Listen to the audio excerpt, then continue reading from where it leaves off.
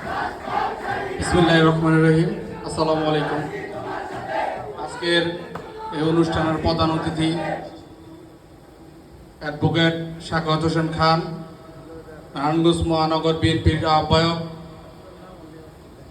প্রধান বক্তা আবু আলী ইউসুফ খান টিপু, সদস্য সচিব, নারায়ণগঞ্জ মহানগর বিএনপি।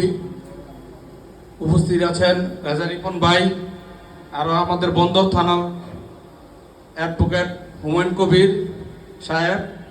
উপস্থিত আছেন বন্দর থানার সভাপতি শাহিন সাবাই। উপস্থিত আছেন নাজমুল হক রানা ভাই, বন্দর থানা সেক্রেটারি। আমি একটা কথাই বলি, এই বিষয়টা আমরা ছোট থেকে একটা জিনিস শুনছি যে দুষ্ট গরুর চেতে শূন্য গোয়াল অনেক ভালো। আমরা তারেক রহমানের কর্মী চাই। আমরা চাই এই ফোরামের মাধ্যমে যেন তারেক রহমানের নতুন কর্মী তৈরি হোক। আমরা এতদিন এত জুলুমের নির্যাতনের পরও আমরা এই দল করেছি। এখন এতদিন যারা আওয়ামী লীগ করেছে, আওয়ামী লীগের ছত্রছায়া ছিল, এখন আবার এই ফর্ম নিয়ে তারা বিএনপির ছত্রছায়া থাকতে চাইবে, এটা হয় না।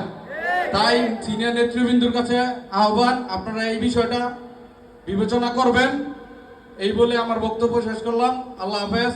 বাংলাদেশ জিন্দাবাদ, বাংলাদেশ জাতীয়বাদী ছাত্রদল জিন্দাবাদ, বন্দর থানা ছাত্রদল জিন্দাবাদ।